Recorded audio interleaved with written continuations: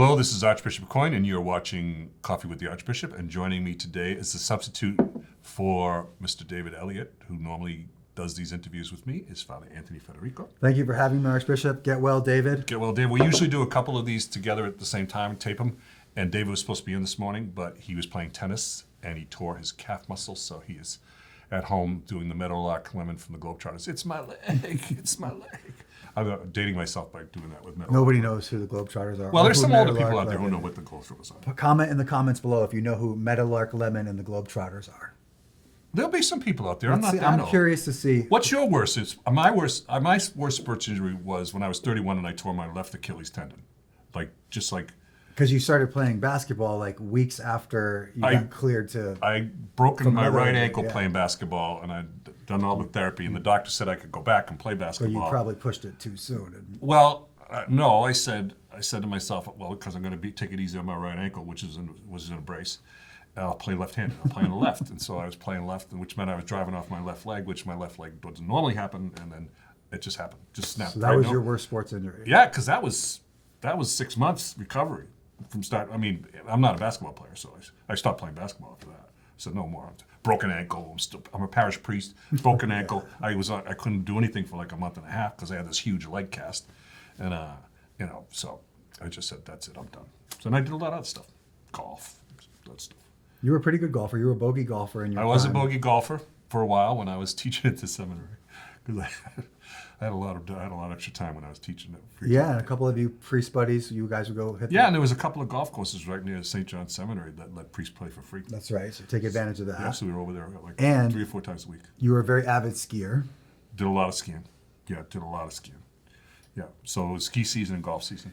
So ski season was 1 year we did from before November to after just around Easter.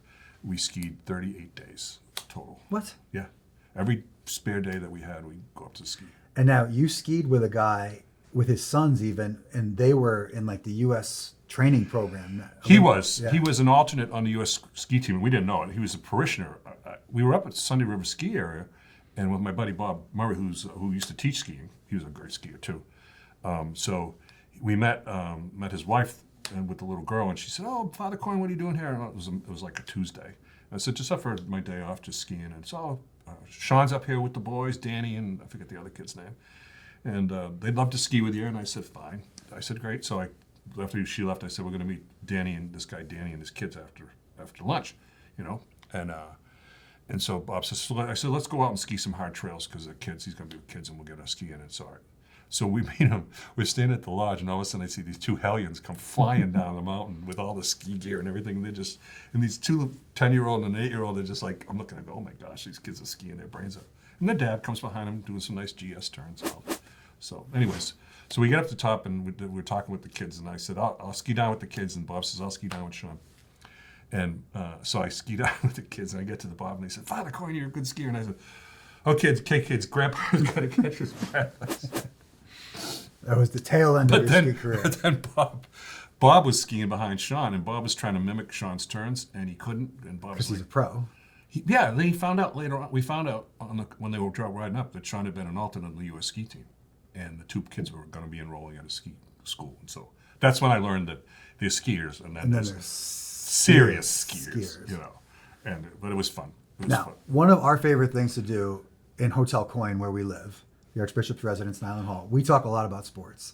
And it's been astounding to me how many times in the course of your priesthood and your episcopacy that you've gotten to interact with famous sports figures. In fact, we started to make a list at one point. There was Dennis Eckersley at the movie theater. Yep, we used to see Dennis Eckersley because on Friday afternoon, which was pretty much I did nothing at the seminary. I had a pass to get into the movie theaters for free, and put myself in a guest, and we go there. And Dennis Eckersley, who was the sportscaster for the local Boston sports team, as well as the Hall of Fame closer, he was always he'd go to movies Friday, and so but subdued, not he had a very baseball discreet, cap, and you could say, "Hey, Eck, how you doing?" And so over time, we just say hello, and see him there, see the Eck, and talk to him a little bit. And then I played golf with Bobby Orr, and no big deal. it was. Did you imitate his classic diving pose picture? No, Or did he let you wear his jacket? Yeah, he gave me a jacket. Yeah. I didn't. It was cool. It was a cool day. It was a fundraiser, and he gave me. He said, "You cold?" I said, "Yeah." He says, "Here, take my jacket." I said, "You just keep it." Was he a golfer? Could he swing it? Oh yeah, of course he could. Yeah. Of course he could. But he didn't. He didn't swing like Happy Gilmore. He didn't have the hockey swing. But Happy Gilmore was wearing a Boston Bruins jersey in that famous. True that. Yeah. True that. Yeah. The price is wrong, Bob.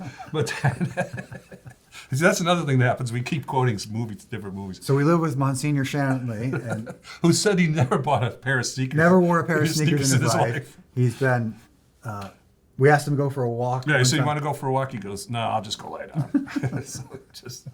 so We talk a good amount about sports in our house. Yeah, and we watch a lot about sports. We watch a lot of sports. So together. Monsignor Shanley, who's lived in that house for a long time, said, "There's been more sports on the TV since the two of you got here than was on like 8 years." It's my favorite thing to do in the evening after we've worked and we've had evening prayer together, we have dinner together, and then to go sit down and If there's something, put a game good on. game on the TV. Like last night, you were watching the NBA draft. Yeah, except if you want, he likes to watch the Yankees, and I just, But you go upstairs. You're watch the kind to me. Yankees You by watch the myself. Yankees by yourself. Even though you're not a baseball fan. Not anymore. Yeah, No, divorced. and they know that. They all know that on television since 1986. So what did you? I mean, we used to play a lot of when Yeah. we were kids. We used to play pond hockey, basketball. All that stuff around the neighborhood. What was your neighborhood like? We played a lot of street hockey. We lived on a dead end, so it was perfect. We had the two nets in the middle of the street, hockey sticks, those orange rubber balls. I don't know if you remember Yeah. those. A lot of street hockey. It still hurt. Yeah, when you got and hit. I was the goalie in street hockey too, so all the welts all over the place. Yeah. Played baseball. I was a first baseman because I was left-handed. I swam competitively, and hockey was my main sport growing up. But I wasn't very good at it. My younger brother Michael was one of the best hockey players in the state of Connecticut, and whenever tryouts came, he would always get picked for the A team, and I was always get demoted to the B team. So my dad said, "I'm not paying for two teams. I'm not paying for two practices. I'm not taking you to two tournaments.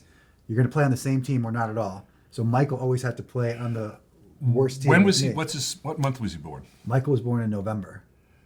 Yeah, and you know what that means? It means that when he got, usually the cutoff date to join those teams was January 1st. Yeah. So that meant that when he joined, he was almost a year older than all the other kids, right? Because his birthday was in November, and he'd join in January 1st, so he always had like a year of growth. So those kids who were born in November, December have like a leg up. I see what you mean, but he was just better than Oh, everyone. but also, but and when were you born? November. Well, okay, you're just We're a year and 8 days apart. you're an underachiever. I was not as good as hockey as Michael. But, Yeah.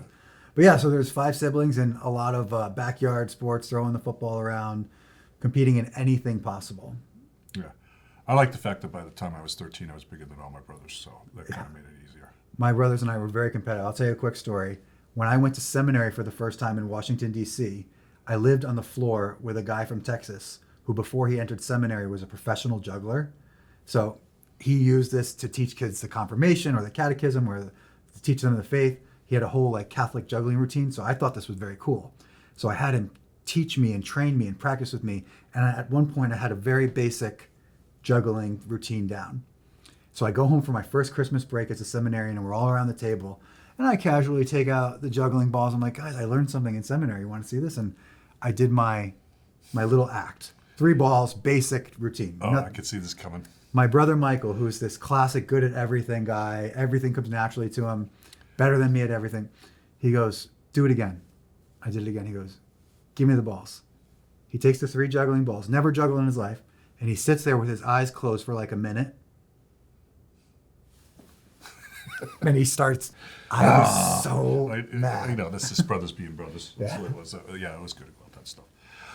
But we had a really wide-ranging conversation. It's just great to share a lot of memories with folks and all the things that we did. And I thank you for filling in. Thank you. We might have to make this regular. I don't know. I'm happy to join you, but we're going to go do a novena for David at the moment. Okay. So I hope you feel better, buddy. And you've been watching Coffee with the Archbishop. God bless.